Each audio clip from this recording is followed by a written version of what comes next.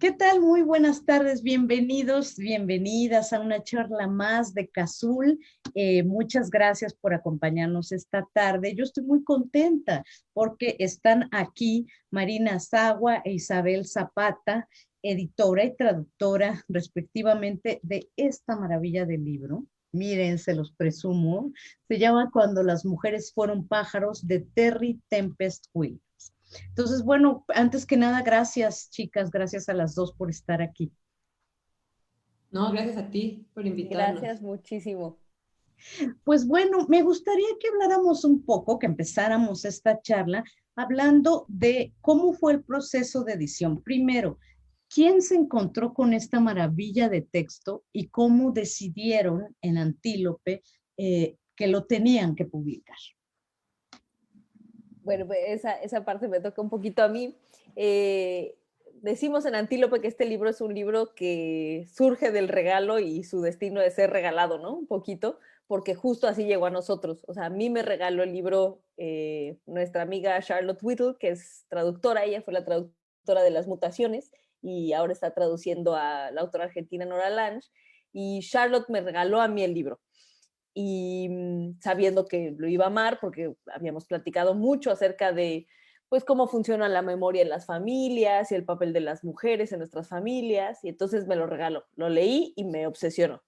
Y de ahí alguien más, otra amiga, Úrsula Fuentes Barain, se lo regaló a Jasmina, y Jasmina se lo regaló a Isa, y así, o sea, es un libro que tiene como una circulación, eh, yo lo equiparo a, no sé si ¿se acuerdan esta época en la que todavía no se conseguía Calibán y la bruja de Silvia Federici y todo el mundo se lo circulaba en fotocopias, ¿no? O sea, un poco fue así este libro, o sea, llegó, o sea, la misma copia circuló entre varias personas y, y yo siento que esa es una señal de un libro que toca como una fibra profunda, no solamente a nivel individual, sino como de una comunidad, ¿no?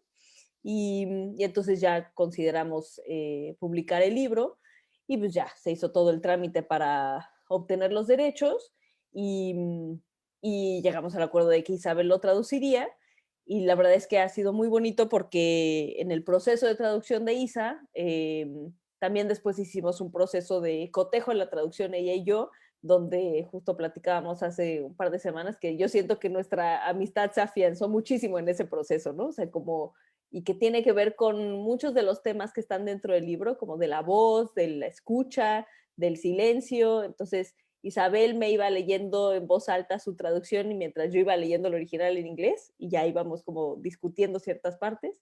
Y pero bueno, eso lo platicará un poquito más Isa.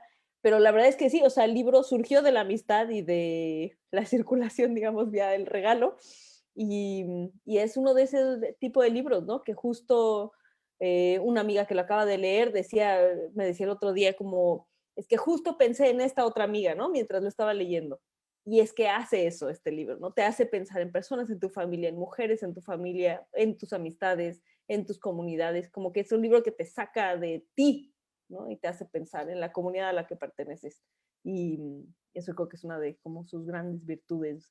Pero no me acuerdo cómo llegó a ti, Isa. ¿Tú te acuerdas quién fue Has que te lo dio? Ya no me acuerdo. Sí, yo leí la misma copia, que eso también es muy bonito, ¿no? Que creo que varias amigas leímos la misma copia física del libro Uh-huh.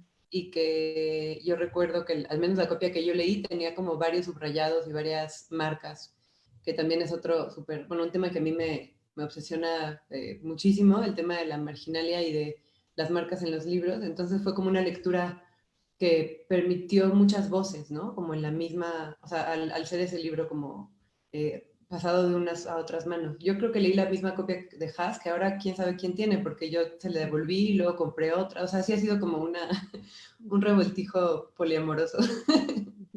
Muy bonito. Qué bonito, qué bonita historia. Y es que de verdad creo que las marcas en los libros, y tiene mucho que ver con este libro como bien dicen ustedes, de las voces, de tantas voces y de todas las voces de mujeres, ¿no? El diario de la madre, que esa es una parte que a mí me movió muchísimo el diario de la madre en blanco. Y a mí me gustaría que habláramos un poco, antes de hablar del proceso de traducción, que ha de ser interesantísimo, Isa, me gustaría que habláramos un poco de la historia y de lo que significó para cada una de ustedes encontrarse con todas estas, digamos, estas maneras de vincularse de Terry Tempest Williams con su madre, con su abuela y con los pájaros. No sé quién de las dos me quiera contestar primero.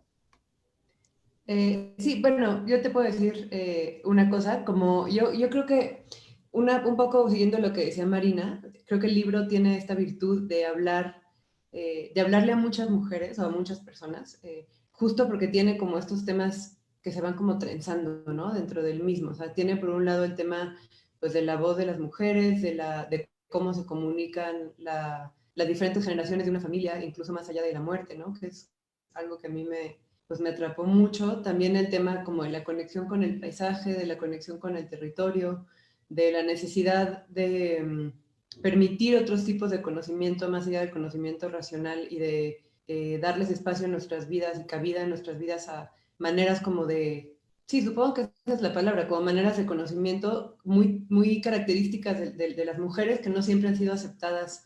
Por ejemplo, la intuición, ¿no?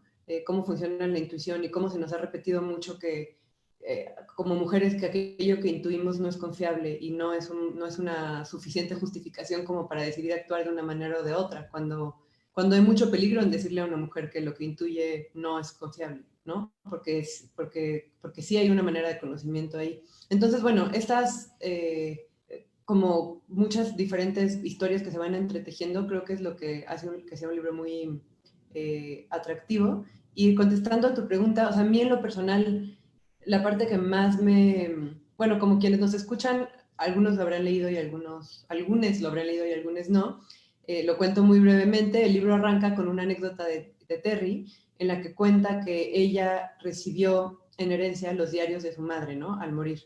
En la tradición mormona, que es la tradición a la que pertenece Terry, hay como una obligación, por decirlo así, entrecomillado, ¿no? Una obligación o un mandamiento, un llamado a escribir diarios entre las mujeres. Las mujeres suelen llevar diarios en esta tradición y entonces pues era muy normal pensar que la madre de ella tendría los diarios y cuando los hereda, una noche la madre le dice, te vas a quedar con mis diarios, están en tal lugar de la casa, nada más que no los sabrás hasta que yo me muera, ¿no?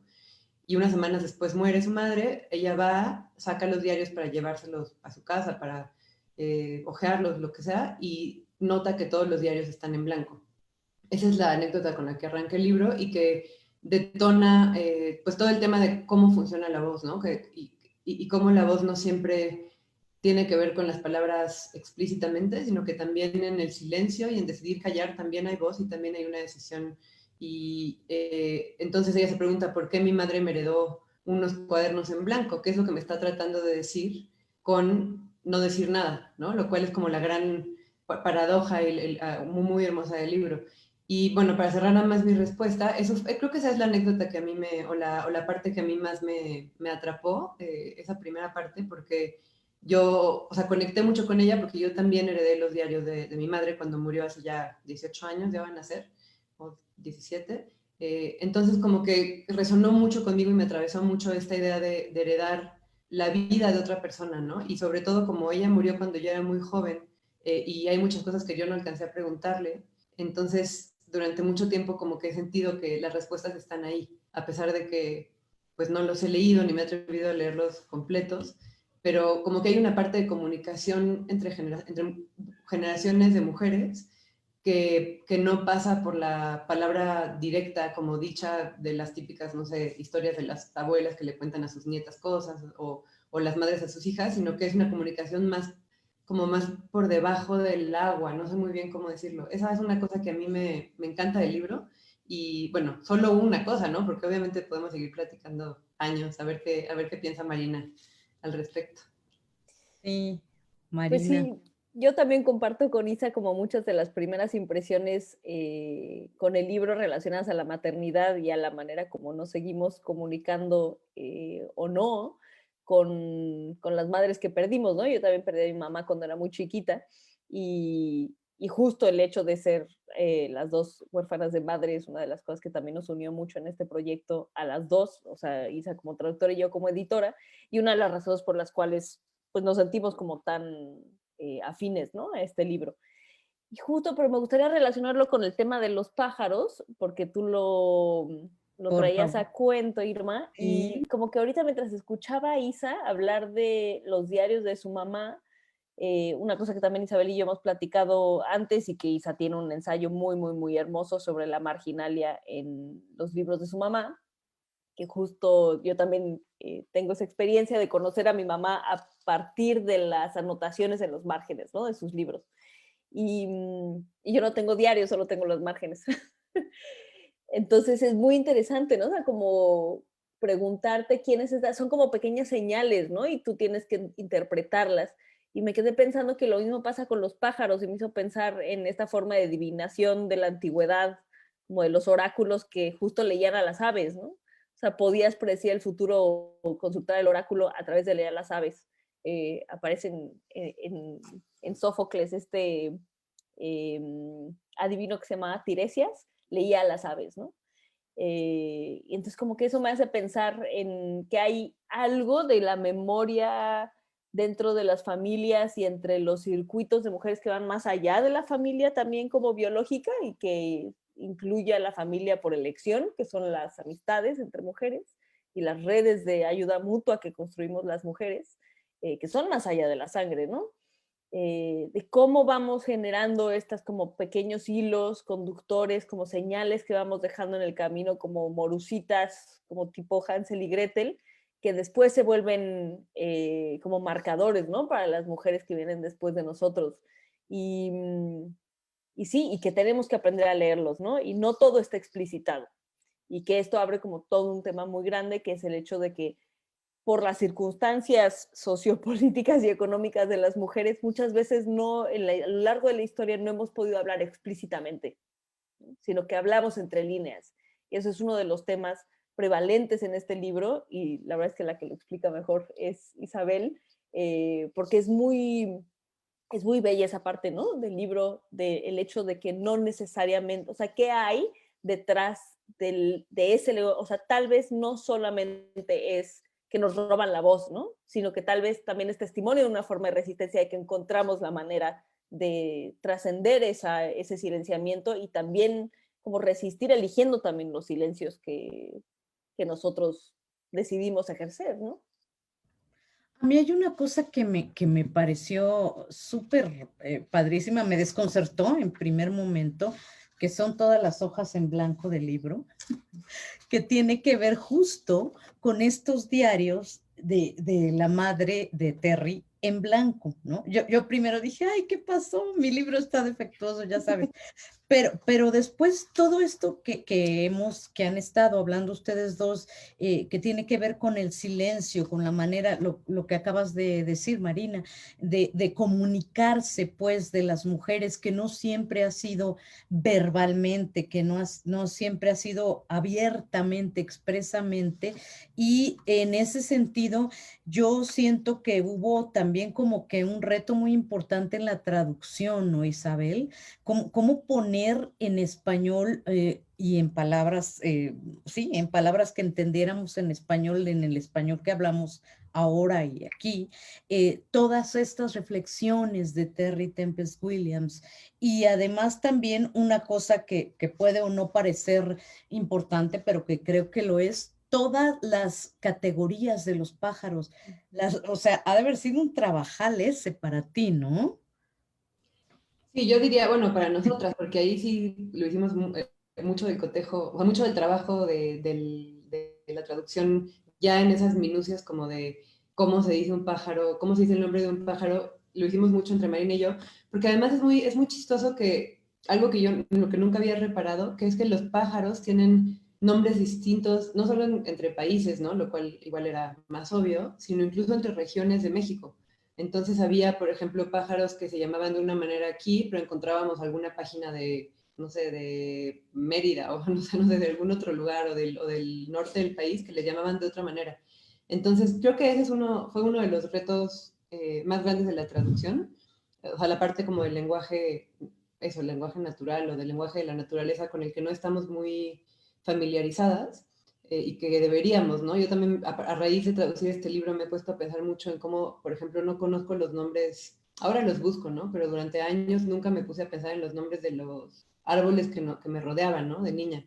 O sea, para mí los árboles del jardín de mi casa, pues eran los árboles, ¿no? Y había pues, algunos que sí, el sauce, ¿no? Algunos que sabía, pero no mucho. Igual los pajaritos comunes que vemos en la ciudad, yo tampoco tenía idea cómo se llamaban, ¿no? Era pues un pajarito y ya. Eso fue un reto muy lindo. Y otro de los retos importantes, ya que tocas el tema, fue también el rollo de la tradición mormona. O sea, que es una tradición que para, al menos para mí, creo que Marina tiene un par de personas cercanas como que son, que están en esta comunidad, pero yo de cerca, digamos, no conozco a ninguna persona mormona. Ni que esté, bueno, ahora a Terry más o menos porque la he leído, pero no tenía idea de cómo o sea, hay como muchas ceremonias, no sé si es la palabra correcta, pero pues sí, ceremonias, rituales, tradiciones dentro de esa religión que eran completamente desconocidos para mí. Entonces sí tuvimos que, bueno, Charlotte, la amiga que mencionaba hace rato, Marina, nos ayudó mucho como a traerlo al lenguaje como más comprensible. También Tania Huntington, una muy buena amiga que igual ha tenido contacto con más, o sea, más contacto con la tradición mormona, que también me ayudó mucho. Y también hay un par de menciones, si se acuerdan, del tema de los indios norteamericanos, ¿no? Que hay algunas cosas de esa tema también como un par de, ay, no me acuerdo exactamente qué palabra era, pero que nos dio mucha lata. ¿Diné? Pero, ¿No era Diné? creo que sí, creo que los diné, Diné. ¿no? Que no sabíamos si se, Los porque Diné. es como los tarahumaras y los rarámuris, ¿no? Que en México desde fuera les llamamos tarahumaras, pero ellos se llaman rarámuris. También había un tema con cómo se llaman las comunidades a sí mismas desde dentro y cómo hacer para ser lo más respetuosas posible de los nombres de cómo se autollaman las comunidades, ¿no? Y no cómo los llamamos desde fuera.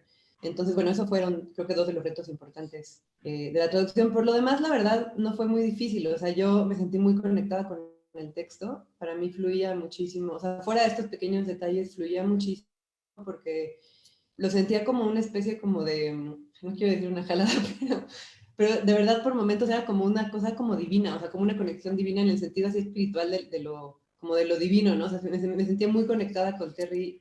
Ay, creo que se está cortando. ¿Ahí estoy bien? Sí. Sí, pero Te te vemos bien, escuchamos. te oímos bien, sí.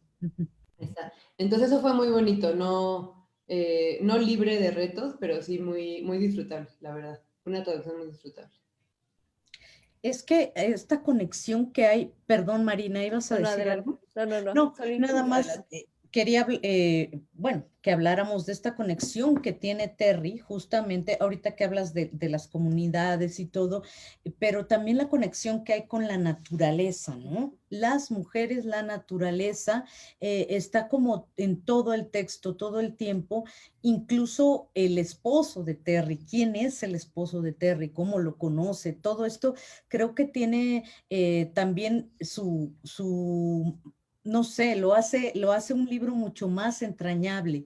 Me gustaría que habláramos también de esto para la gente que no ha leído el libro, de qué hace Terry con la naturaleza, cuál es su relación más allá de lo que su abuela le enseñaba con los pájaros desde el principio y de por qué se casa con un hombre como el que escogió finalmente, ¿no?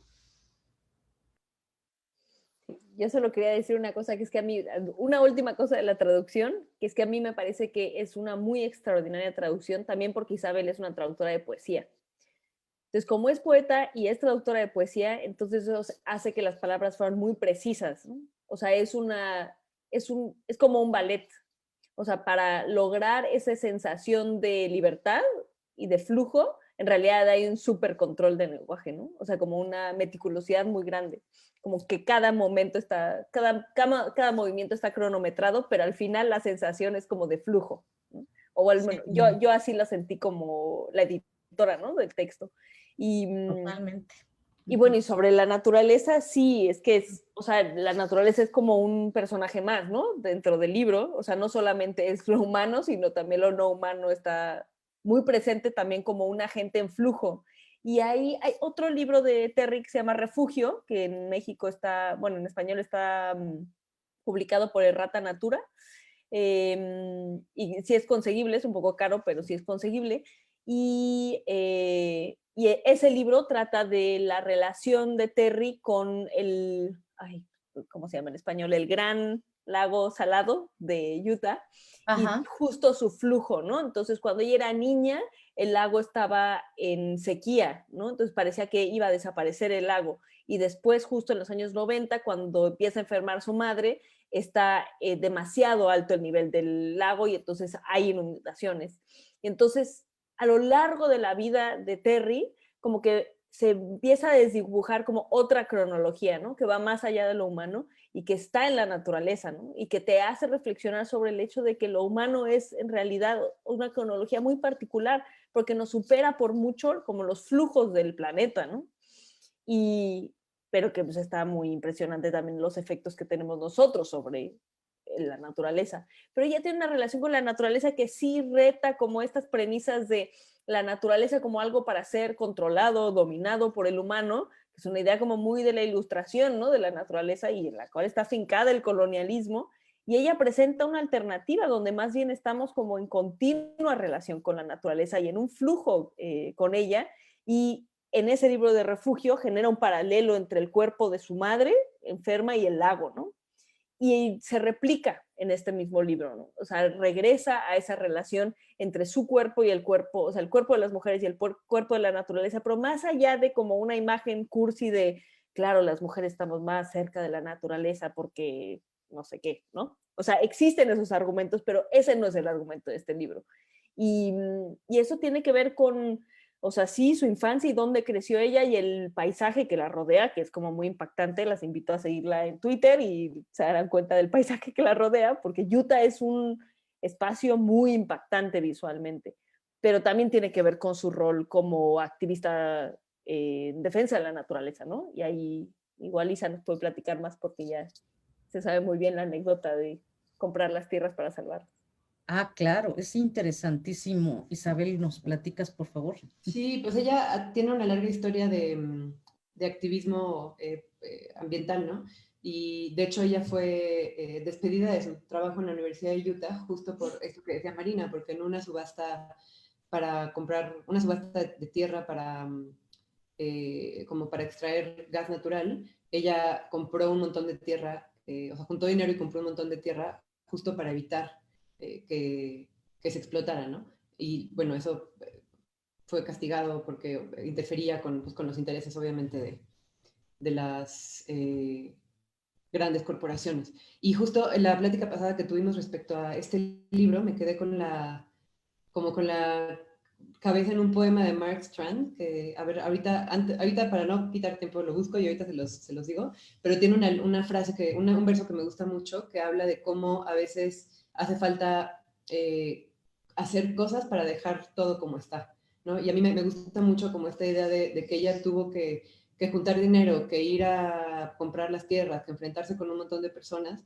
que perder su trabajo, todo como para dejar la tierra como estaba, ¿no? Entonces, como está, otra vez como este encuentro o como espejeo entre el silencio y la voz, entre la actividad y, o sea, entre hacer algo y no hacer nada, entre conservar algo, entre moverse mucho para conservar algo, que son como una duplicidad que recorre todo el libro, siento.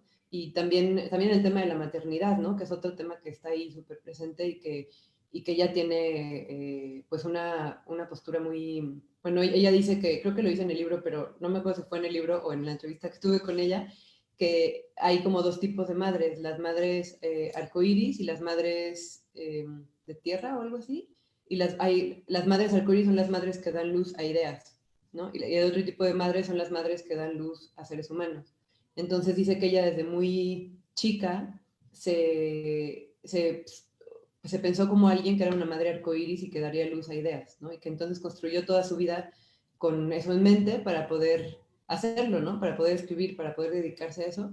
Y luego, más adelante, cuando tiene más de 50, creo que 54, 55 años, conoce a un chico traductor en Ruanda, en un viaje que hace a Ruanda, a Luis, y lo adopta legalmente para que él se pueda ir a estudiar a Estados Unidos.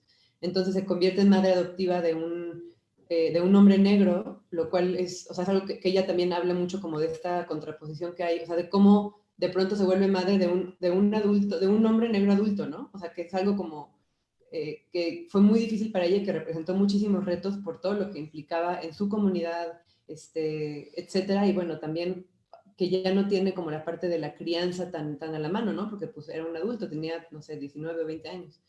Entonces empieza a ejercer ese tipo de maternidad distinta, que también pone sobre la mesa cómo hay muchas maneras de ser madre y cómo hay que como abrir un poco la mente, siento, como sociedad, de estas diferentes maneras de cuidar y de también es otro tema que recorre todo el libro, que es el cuidado, ¿no? Y cómo cuidamos.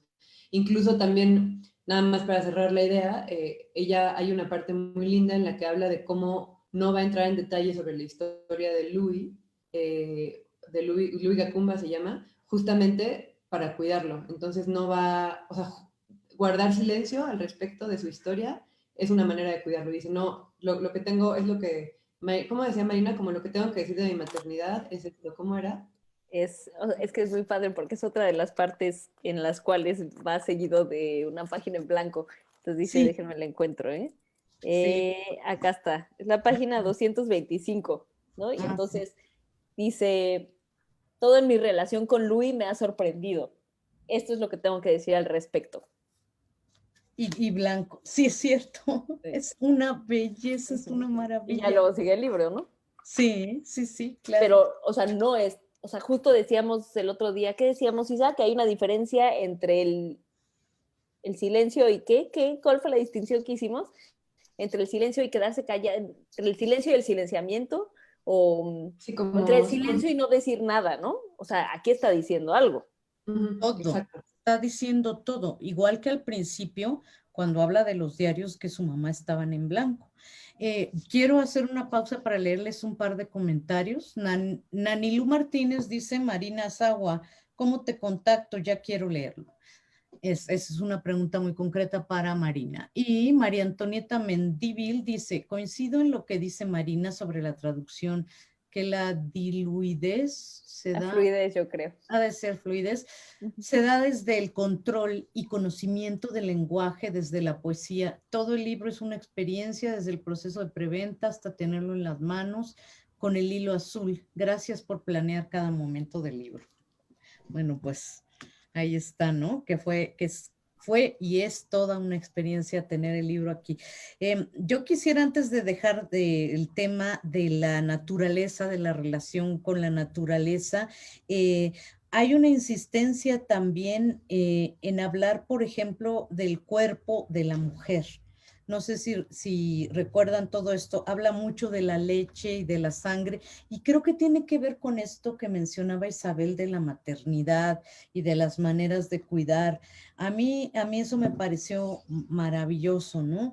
Ella que decide no ser, bueno, ella que no es madre biológica de nadie y se convierte en una madre ya a los 50 y tantos años de un hombre adulto, pero el cuerpo de la mujer está todo el tiempo ahí, incluso en esta parte en la que cae en la cárcel porque no paga una multa y ve a las mujeres, una de ellas, de las mujeres que están ahí presas, llora porque se acaban de llevar a su hijo que acaba de tener y no le dieron ni siquiera chance de cargarlo, ¿no? Entonces, me encanta esta idea del cuerpo todo el tiempo, del ser madre, de lo que pasa, ser madre biológica o no, pues, pero de lo que pasa con el cuerpo de la mujer. No sé perdón, qué les gustaría comentar al respecto.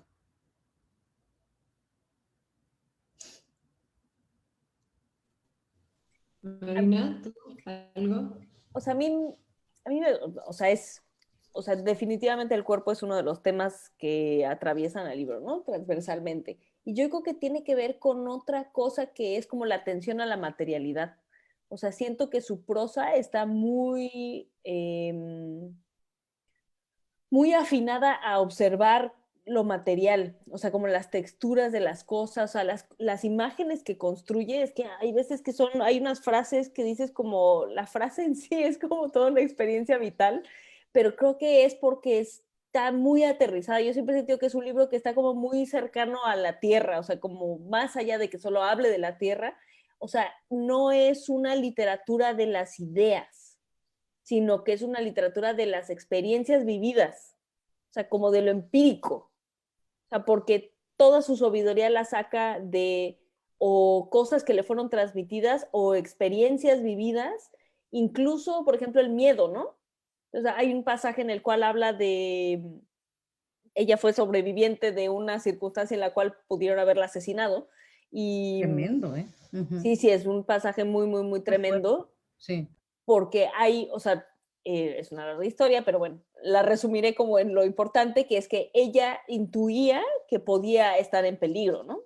Y incluso hay un ave que le advierte, ¿no? Y después ella en retrospectiva dice como, es que ese búho, o sea, pudo haber sido una advertencia, ¿no? Esa lechuza, y no le hice caso. ¿Y por qué no le hice caso, no? Y bueno, al final se salva, huye, sobrevive, no la matan, pero ella le cuesta, o sea, no puede enunciarlo, ¿no? O sea, no puede advertir a las que van a venir después porque hay algo que se lo impide, ¿no? Y años tiene esta culpa de no haberlo podido denunciar y de no haberlo podido hablar. Pero es a través de esa experiencia que llega a este conocimiento como de la importancia de poder enunciar lo que nos causa dolor, ¿no? O sea, no solamente es una idea, no sé si me explico, como que tuvo que haber pasado por esa experiencia. O sea, las reflexiones en torno a la muerte, por ejemplo, que tiene, o sea, solamente las puede tener porque pasó por el proceso de haber perdido a su madre, ¿no? O sea, hay algo de, como que está muy pegado a lo vivido. Y en ese sentido creo que el cuerpo también, o sea, como sus reflexiones en torno al cuerpo, en torno a la maternidad, en torno, por ejemplo, a las relaciones sexuales, al aborto, a qué significa ser una mujer material físicamente en el espacio del mundo, están muy, muy pegadas a o sus experiencias o experiencias de mujeres que conocen, ¿no? Y en eso, pues es porque es una gran escucha. Totalmente. ¿Tú Y ibas a también decir el algo? tema, Ujú. pero sí, rapidísimo, el tema de la herencia en el cuerpo, ¿no? De cómo ella dice que pertenece al clan de las mujeres de un solo pecho, porque tanto su abuela como, bueno, su madre, su abuela, creo que algún par de tías abuelas o de tías o así, todas tuvieron cáncer de pecho y perdieron uno o dos pechos. Y entonces habla de cómo ella tiene como esa herencia y vive con ese miedo. Ella ya sobrevivió por mucho, o sea, sobrepasó por mucho la edad a la que murió su madre y la edad a la que murió su abuela. O sea, digamos que en ese sentido es una excepción a la regla de su familia, ¿no? Pero relacionándolo rápido con la parte de la naturaleza, algo que no habíamos platicado, creo, en previas charlas, es que al parecer este cáncer que tienen las mujeres de su linaje se debe a un efecto de pruebas nucleares en el territorio donde habitaban, ¿no? Entonces Sí, también es un tema como de eso, o sea, como en algún momento dice, tengo que hablar porque hablar es lo único que puedo hacer para como hacerle justicia a las mujeres de mi familia, ¿no? Hablar en contra, o sea, también está vinculado al final el tema de las mujeres familiares, o sea, todo está, por eso decía que está como trenzado, que avanza como de manera trenzada, no de manera como cruz. Esa historia, o sea, eso del clan de las mujeres de un solo pecho, a mí me gusta muchísimo y ahora pienso que hubiera sido bonito poner en la portada. Sí, pienso que en la portada tal vez hay una mujer de ese clan. pues de alguna manera sí, ¿no? Porque es como, está de perfil, aquí se ve su pecho, ¿no? No se ve el otro, pero bueno, está de perfil, podemos imaginarla. Y está también el asunto de los pájaros, no solo por el pajarito que está aquí, sino por, qué bella, paréntesis, qué bella ilustración de Amanda Mijangos, ¿eh? Qué belleza y qué lindo trabajo de edición hicieron. Y les quiero leer, sí, esto también También las es guardas son muy hermosas. guardas. Qué belleza. Sí, Y la verdad les es que quiero Amanda leer es muy, muy maravillosa. maravillosa. Hay otro comentario aquí de Paco Tijerina. Gracias por la traducción del texto, este va para Isabel. Creo que la voz de Terry es sumamente fuerte mientras pone en el centro a las mujeres y a la naturaleza, ambas en resistencia ante la violencia constante de nuestra sociedad y su configuración. creo que lo que revela desde su cotidianidad es que necesitamos otras formas de relacionarnos, les unes con les otros. Gracias de nuevo por traernos a Terry al español y este espacio para fomentar su lectura. Pues sí, es importante esto, fíjate, esto que estaba diciendo Isabel de las mujeres de su linaje, de haber tenido cáncer, de lo del pecho, de no tener un pecho, esta agresión que hay contra este medio ambiente donde crecieron, donde nacieron, y lo que dice Paco Tijerina, ¿no? Cómo la naturaleza y la mujer resisten de alguna manera. Y entonces es como muy orgánico el tema de que la mujer en estos textos, en este libro de Terry Tempest Williams, de la mujer y su alianza natural con la naturaleza, valga la redundancia, ¿no? Se da como de una manera muy natural, lo que decías, Marina, de la experiencia que tiene que ver con lo corporal, con lo vivido, mucho más allá de las ideas, ¿no? No sé si fue muy barroca mi explicación, pero creo que tiene que ver con eso, ¿no?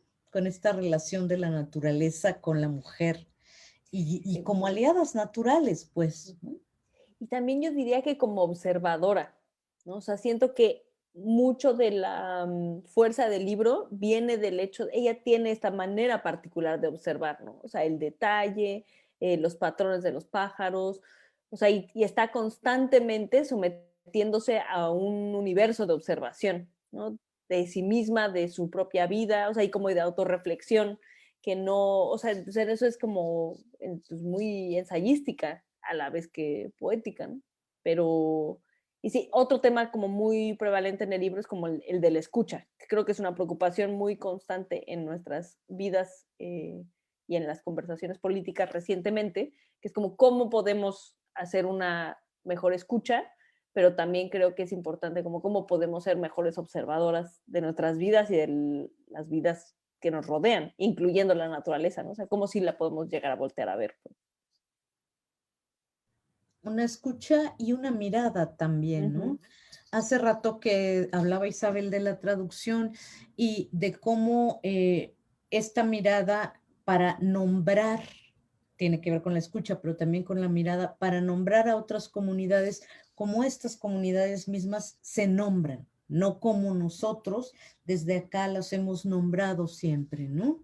No sé si eso también fue algo que que trabajaron ustedes dos en la edición, en la traducción de este libro. Sí, sí, creo que hay un gran cuidado de ella con las palabras o sea, con las palabras en el sentido no nada más de literatura, de que sean palabras poéticas ni nada, sino con qué palabras elige eso, ¿no? A la hora de nombrar grupos así. Y también ahorita que hablabas bueno, hace rato que hablábamos de Mark Strand, me acordé de un momento del libro que me encanta, que también tiene que ver con esto, que va creo que es de mis momentos favoritos, que va a la papelería, como al hiperlumen, al equivalente del hiperlumen de allá, creo que, ¿cómo se llama? Kinkos o cómo, no me acuerdo. Y imprime está hablando del proceso de escritura de Refugio, ¿no? Porque este libro, para quien conozca la obra de Terry, se habrá dado cuenta, y para quien no, y le haya gustado el libro, recomendamos muchísimo el libro de Refugio, que está hablando en este libro de cuando escribió Refugio y de cómo va a la papelería a imprimir las hojas para estar editándolo, ¿no? Revisándolo. Y entonces pide que impriman en azul las hojas que tienen que ver con el tema del lago y que impriman en blanco las hojas que tienen que ver con el tema de su madre.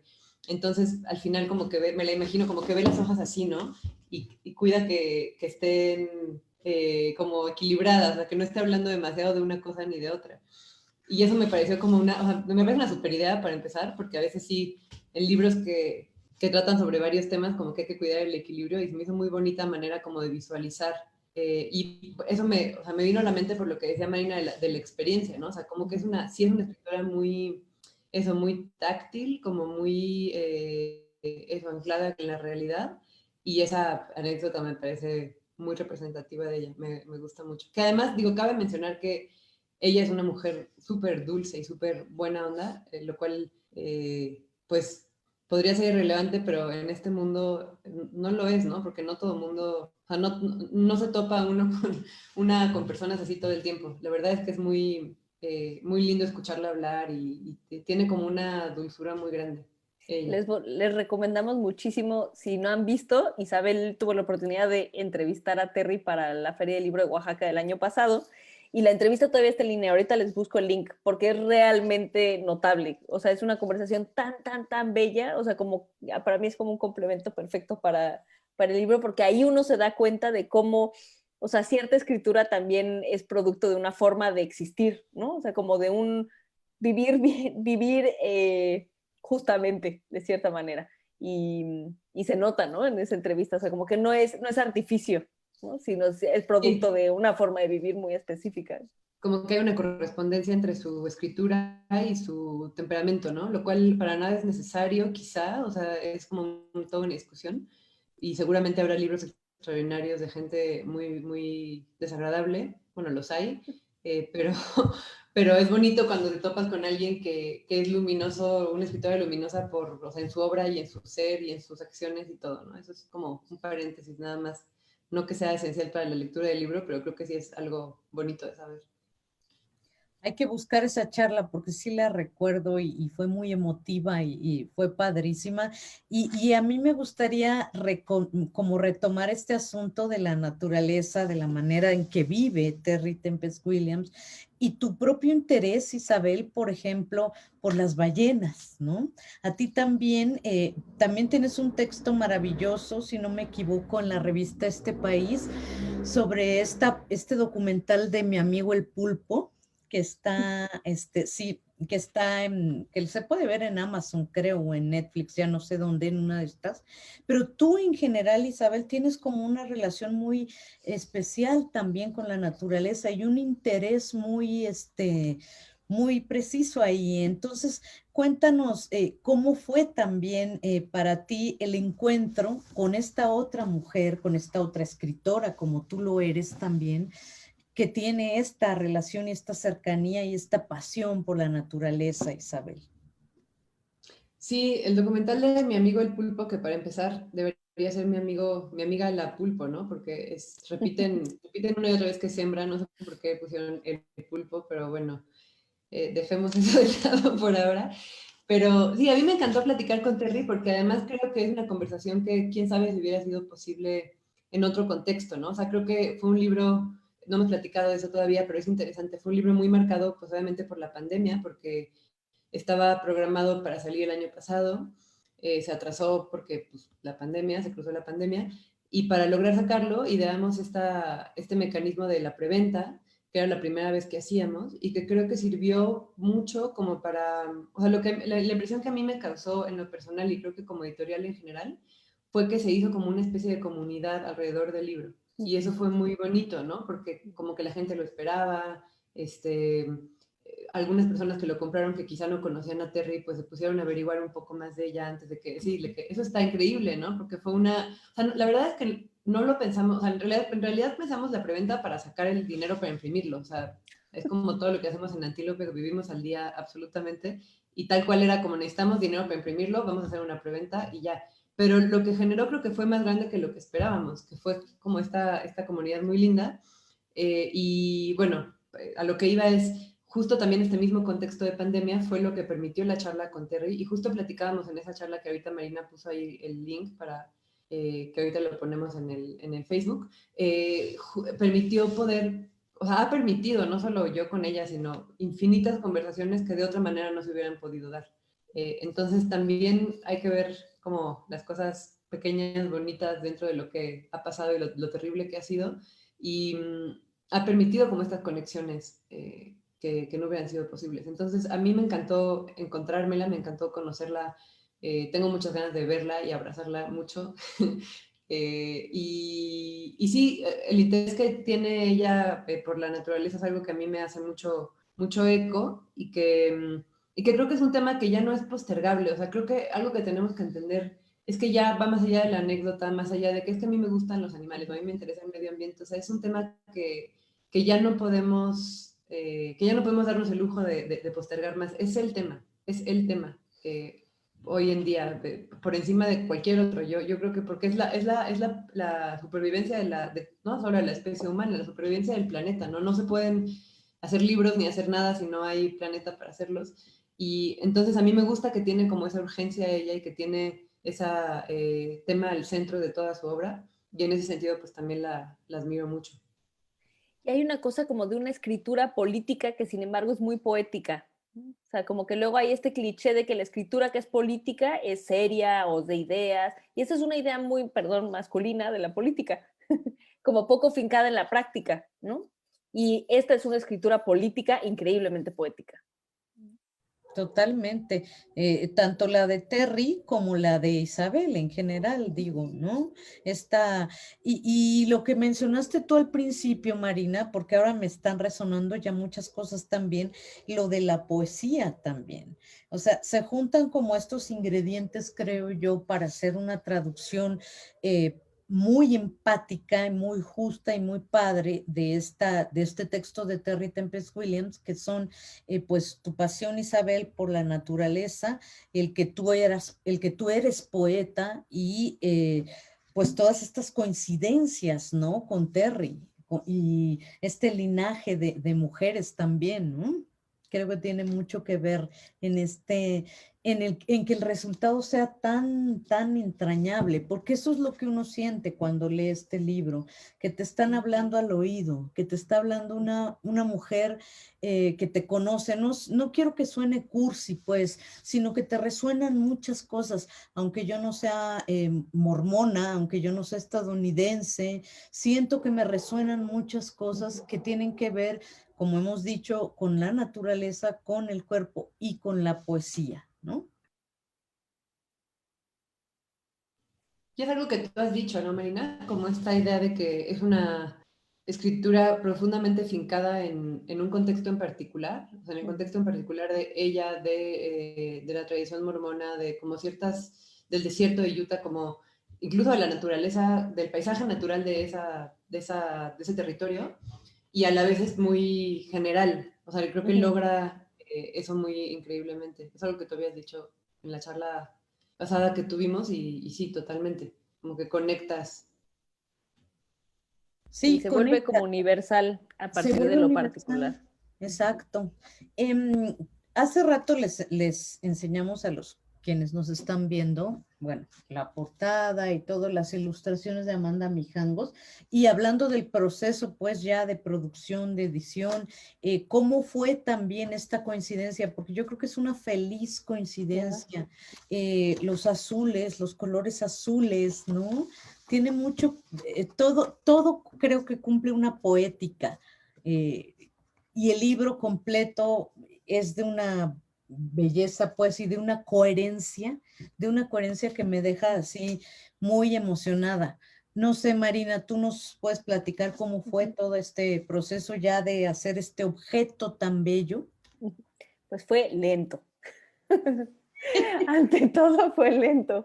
En Antílope somos grandes defensores de la lentitud porque no hemos encontrado otro modo de hacer lo que hacemos como lo hacemos. Y entonces justo antes de que empezáramos en vivo le decía yo a Irma que este libro es como un caldo de cocción lenta. Entonces, para sacarle todos los jugos fue muy lento, se coció lentamente, se atrasó un montón por la pandemia, pero nuestra neurosis en combinación con la lentitud hizo que el resultado fuera muy bueno, ¿no? Entonces, nosotros nunca llevamos prisa porque, pues no, o sea, las condiciones no nos lo permiten y en eso somos profundamente anticapitalistas. Que estamos convencidos, o yo creo que más que nadie, de que la lentitud es la única respuesta posible ante lo avasallante de la realidad. Y pues básicamente fue como mucho prueba, esto, aquello, probemos esto, como no tenerle miedo a decir como no, esto no, a ver, probemos esta otra cosa, a ver, probemos esta otra cosa. Y también en el proceso a veces ceder, ¿no? Y decir como, bueno, pues no nos alcanzó para este papel que hubiéramos querido.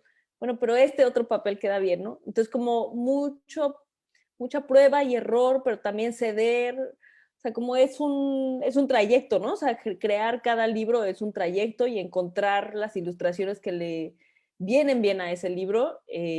O sea, en Antílope siempre hemos priorizado eso, ¿no? O sea, todos somos muy amantes de los libros en su expresión física, tanto como de experiencia de lectura, y nos parece que debería de haber una correspondencia, ¿no? Entre las dos cosas. Y entonces pues, le echamos muchas ganas a eso. La ilustración de la portada es de Amanda, como bien decíamos, y creo que fue una ilustración que vimos que ella ya tenía hecha. Creo que es una ilustración que hizo para el Salón de la Gráfica Mexicana. Está en su Instagram.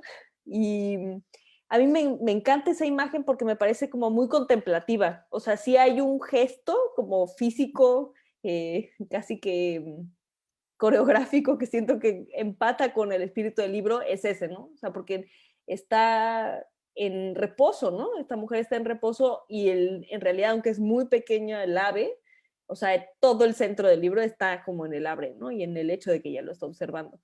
Y ya le pedimos a Amanda que hiciera guardas para los interiores, porque nos gustan mucho, bueno, les decimos las falsas guardas, y pues se volvió un tema el azul, y entonces pues ya por eso le pusimos el azul, y ella hizo explícitamente la ilustración que está en el colofón, la hizo explícitamente para el libro, que es muy bello, porque es una mujer ave como a punto de emprender el vuelo, ¿no? Entonces está ella aquí y ya los demás pájaros ya están, bueno, de hecho están volando hacia ella, ¿no? Como a su encuentro. Y sí, la verdad es que se hizo con mucho cariño este libro. Lento. Pues, en los últimos minutos que nos quedan, me gustaría que nos hablaran de Antílope. Algo nos has adelantado ahorita diciendo, pues toda esta filosofía de que las cosas se hagan bien, despacio, que se como se dice, muy bien todos los ingredientes antes de sacarlos. Pero, ¿cuál sería, digamos, el criterio editorial que tienen ustedes? ¿Qué es lo que les interesa en Antílope? ¿Cuál es nuestro lema? Sí, sí, sí. ¿Cuál es el interés, pues, de porque han publicado cosas bellísimas. Este libro de Ripka de las maternidades, que tiene que ver con la maternidad, también es bellísimo. El de Rebecca Solnit, que de un lado es Rebecca Solnit y del otro lado es Bert. Mary Beard. Ajá, Mary Beard. Ajá, ¿no? Que les interesa publicar, por ejemplo, mujeres, aunque también tienen otros libros, el de Jorge Comensal, por ejemplo, Las mutaciones. ¿Cuál sería, pues, este espíritu de Antílope? Yo creo que el espíritu de Antílope o de cualquier editorial es algo que quien diga que está construido previamente a que la editorial vive, miente, ¿no? O sea, yo creo que es algo que se va construyendo todo el tiempo, en mi opinión o en mi experiencia. O sea, no creo que sea ni factible, ni sano, ni honesto como decir, vamos a hacer no sé, como ese tipo de libros y nunca te acabas apegando del todo. O sea, sí tienes un poco una idea y teníamos un poco una idea del tipo de libros que queríamos hacer, libros que, como dice nuestro lema, libros que nos gustaría leer, libros que nos entusiasmaran a todos. Es una cosa como sí muy condición súper necesaria, pero, o sea, porque somos 5 cofundadores y coeditores en Antílope y nadie, yo creo que nadie en la industria editorial completa hace dinero o muy pocas personas de eso. Entonces, dado que trabajamos mucho y no ganamos nada, pues nos tienen que cantar los libros, porque ese es nuestro pago, ¿no? Nuestro pago es que nos entusiasme lo que hacemos. Entonces, creo que ese es, o sea, yo diría que la única, no sé qué dirías tú, Marina, pero como la única condición necesaria para que hagamos un libro es que nos guste a todos. Y eso de repente ha resultado en tipos de libros muy diferentes, ¿no? Y temáticas muy diferentes, porque pues cada quien tiene sus intereses y sus obsesiones. Y bueno, en general como yo creo que tenemos unas colecciones, pero nunca las hemos seguido del todo bien, o sea, más o menos. Hay un par por ejemplo, esta colección que mencionabas a la que pertenece el ensayo de Rebecca Solnit y de Mary Beard, a mí me encanta, se llama Desdoble, y a pesar de que pues ha ido muy bien, no hemos sacado un segundo volumen de esa colección, cosa que creo que ya deberíamos empezar Ya toca. a pensar, ya sí. Toca. Entonces, bueno, esa sería mi impresión, que hacemos libros que nos entusiasmen a todos, pero no sé, Marina, ¿tú qué dirías que es nuestro criterio editorial? Pues sí, yo creo que es eso, o sea, libros que nos vamos topando y que nos sorprenden por una u otra razón y que son suficientemente sorprendentes que terminan convenciendo a las otras 4 personas, ¿no? por distintas razones llegan libros a nuestras manos y más bien ese es como el único criterio. Como somos 5 y todo tiene que ser consensuado, entonces pues involucra mucha discusión y pues hasta el punto de llegar a un acuerdo, ¿no? Entonces sí, pues pero sí es un proceso complejo, pero justamente como decía Isabel, o sea, todo está afincado en que disfrutemos el proceso, ¿no? Sí, y qué difícil mantener esta premisa, pues, ¿no? De que sean libros que les gusten a ustedes. Y digo, los libros son bellísimos y son padrísimos de contenido y de todo, pero como ustedes bien dicen, pues no se vive de esto, difícil Es vivir de esto, difícil. ¿no? Difícil vivir de esto, pero siento que lo que está haciendo Antílope es abrir un camino en la edición independiente en México, ¿no? Siento que no hay como concesiones, pues, ¿no? A veces las editoriales terminan por temas económicos haciendo concesiones y creo que no ha sucedido en Antílope y esperemos que no suceda. Sí, es que justo es eso que dices, ¿no? Como que al final, además publicamos tan poco, o sea, es que somos muchos, publicamos, bueno, somos muchas cabezas pensando como en los libros al mismo tiempo, Sí, publicamos poco y como que siempre hemos platicado mucho de cómo sentimos todo el tiempo esta fuerza, pues la fuerza del mercado, ¿no? Que te dice al oído así como un diablito, crece, crece, crece. Pero la tentación es grande, obviamente, porque pues, ¿qué nos gustaría? Nada nos gustaría más, yo creo que a los 5 que poder dedicarnos a esto de tiempo completo, pero la tentación de crecer viene con un montón de cosas con eso, ¿no? O sea, la tentación de crecer también es delegar un montón. Entonces, como que nos hemos mantenido muy pequeños justo para esto que dices, para no hacer concesiones, no en el sentido como mamón de no sé, o arrogante, ¿no? Como de decir todo lo que Y no hacemos es es de súper baño de solidario. pureza. Sí, no, no en ese no, sentido, pero sí en el sentido de que, o sea, de que sí no vamos a hacer nada que no nos guste, porque pues como, exacto. ¿por qué? ¿No? Ujú. No le encontramos mucho sentido y eso de repente pues implica cosas, pues lentitud y publicar pocos libros y dedicarnos de lleno a cada libro, involucrarnos con cada libro. Entonces es un trabajo muy amoroso y que nos da mucho gusto que se refleje en los libros. Creo que este es un muy buen ejemplo. Ha sido recibido, o sea, ha sido una sorpresa para todos, la verdad, para todas, la manera en que ha sido recibido este libro. A mí me Muy. emociona muchísimo y me sorprende también para bien, ¿no? O sea, me parece que encontró, como que es un libro que tenía que existir y que encontró va encontrando sus lectores y sus lectoras de manera muy natural, lo cual no es sencillo y no es común en el mercado editorial. No, para nada. Y Pues porque son los lectores, ¿no? Lo que lo sostienen todo. exacto, Sí, sí. exactamente. Son los lectores los que ya buscamos, por ejemplo, yo hablo en lo personal, ya busco las títulos de Antílope porque sé que va a ser algo que me va a aportar, me va a interesar y me va a gustar. Y les agradezco muchísimo a las dos, Isabel Zapata, Marina Sagua, muchas Gracias a gracias. ti. Gracias a ti, a ustedes No, y a al todos los contrario. que, gracias y a todos los que nos acompañaron esta tarde. Y bueno, ya se puede conseguir ¿en dónde? En varias librerías aquí en la Ciudad de México. Sí, está en varias librerías, está en Casa Tomada, en Marabunta, en Cafelería, en Utópicas.